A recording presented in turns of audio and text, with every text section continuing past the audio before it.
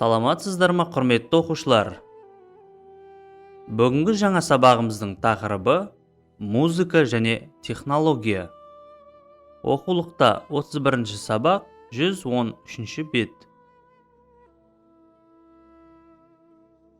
Бүгінгі сабағымызда бейне ойындар музыкасының бағыттарымен танысамыз. Бейне ойындар музыкасының ерекшеліктерін білеміз. Осы бағыттың терминдермен танысамыз.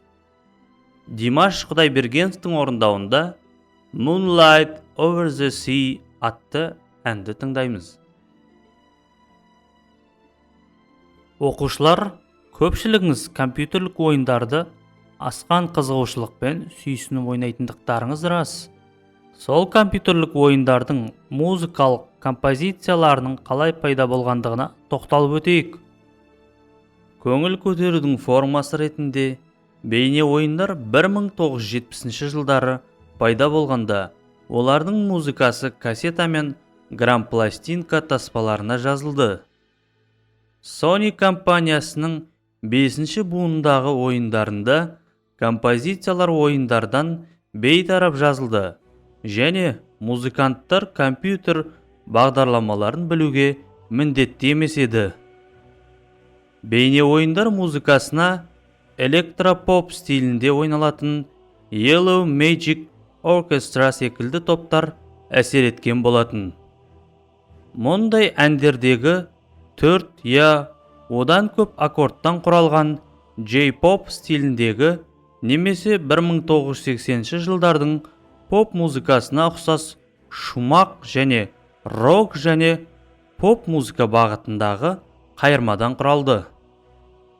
Компьютерлік ойындар музыкасы чиптюн, нинтендокер және битпоп сынды музыкалық бағыттардың негізін құрады.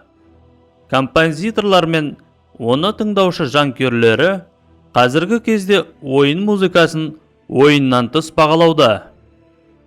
Осы бағыттың пионері Койти Сугияма Dragon Quest атты ойын музыка сериясының авторы. 1986 жылы алғашқы ойын шыққан соң-ақ Лондон филармониялық оркестрінің орындауында жазылған компакт-диск шығарылды. Squaresoft компаниясының сәтті жобаларынан соң 1990 жылдары әлемдегі ойын музыкасының даңқы арта түсті. Ойын музыкасына Ирландияда жанды дауысты ішекті аспаптардың орындауында жазылған кельт музыкасының лайықтаулары негіз болды. 2000 жылдардың басында әуесқойларға арналған Touhou Project ойындар сериясы танымал бола бастады. Дадзин мәдениетінің ерекшеліктеріне сай әуесқой музыканттарға дадзин музыкасының аранжировкаларымен өз дискілерін шығаруға мүмкіндік берілді.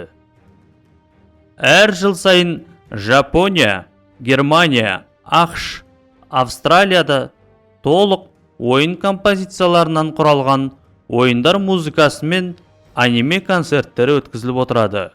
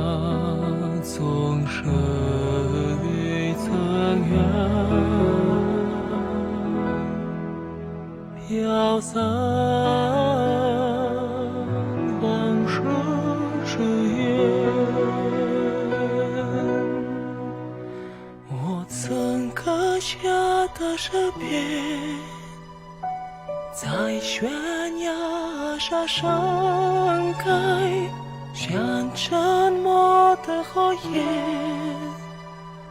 化作震慑的波澜。时光忘入这天的心，歌声为予人，记得当时繁花开，你在我的身边，我曾做过的花园，岁岁月月，像阳上的冰霜，化作后墙的白雪。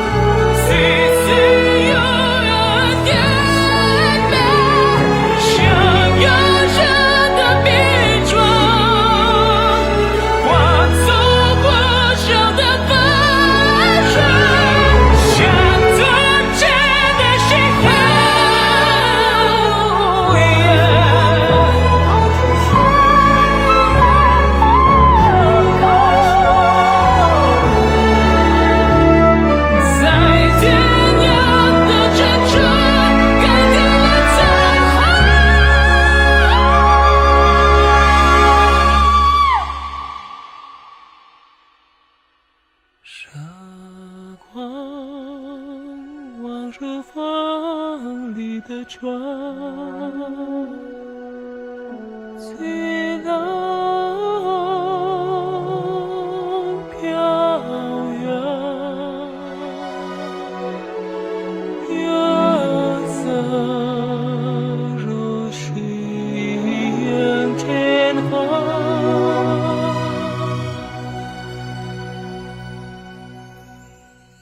我在你的眼前。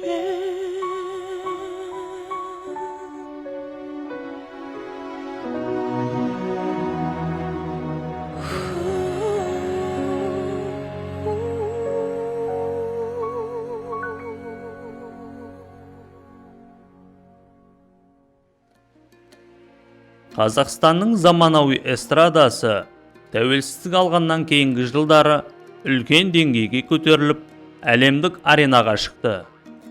Димаш Құдайбергенов Витебск қаласында өткен 24-ші халықаралық эстрадалық ән орындаушыларының Славян базары 2015 байқауында гран-приді жеңіп алды. 2015 жылы 28 қазан күні Стамбулда да Димаш Құдайбергенов Абу-Тиби халықаралық Азия тұнық мұхиты фестивалінде Қазақстан Республикасы атынан алғаш рет қатысты. 2017 жылғы 27 наурызда Қазақстанның сүйікті әншісі Димаш Құдайбергенов Top Chinese Music Awards номинациясының жеңімпазы атанды. Әншінің продюсер-директоры Алпамыс Шаримовтың айтуы бойынша, біздің әнші Азиядағы ең атақты әнші номинациясын жеңіп алды.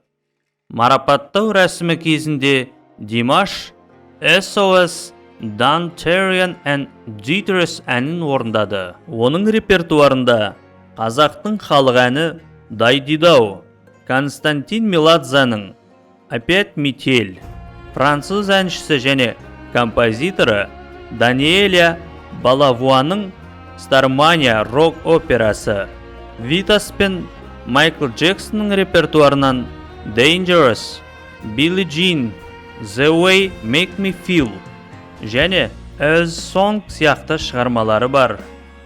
Ендіше бүгінгі үйренетін жаңа әніміз Жұбан Молдағалиевтің әні Мен қазақпын.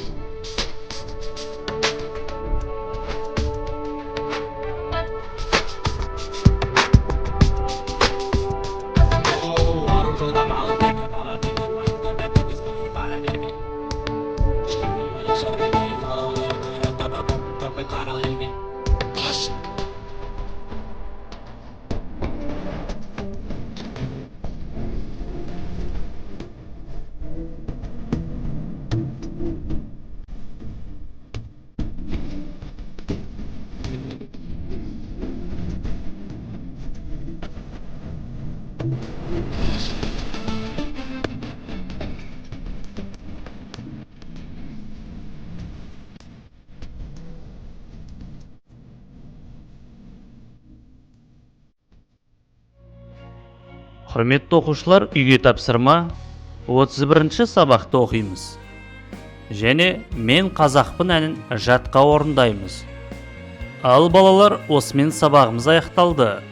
Келесі кездескенше сау болыңыздар.